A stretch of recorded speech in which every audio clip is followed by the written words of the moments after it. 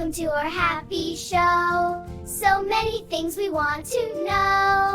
In a forest of green where the berries grow, lived Manny the monkey with a heart aglow. He sat in the branches so high and so green, eating the sweetest fruit ever seen. He picked a purple plum so juicy and round, the best little snack that could ever be found. He took a big bite with a happy little grin. Let the story of the river and the tree begin.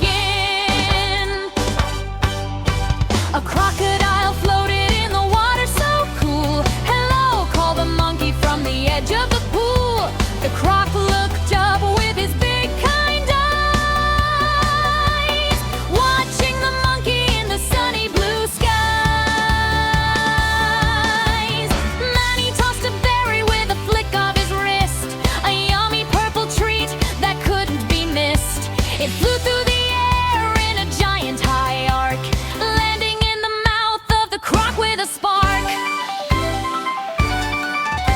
They became best friends at the end of the day, sharing all the fruit in a wonderful way. They sat on the bank as the sun turned to gold, the greatest little story that was ever told. But deep in the swamp where the water is gray, Mrs. Snap had a plan for a snack that day. She whispered to her husband with a grumpy little pout, I want that monkey's heart without a doubt. The crocodile sighed with a heavy sad face, come visit our home, it's a beautiful place. He spoke with a lisp and a gentle low tone, you shouldn't stay here in the tree all alone. Manny jumped down with a hop and a bound onto the croc's back high above the ground. They splashed through the river so wide and so fast, thinking that the fun was gonna always last.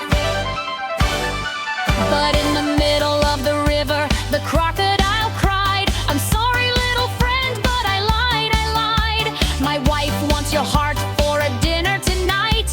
Manny felt a shiver and a tiny bit of fright. But Manny was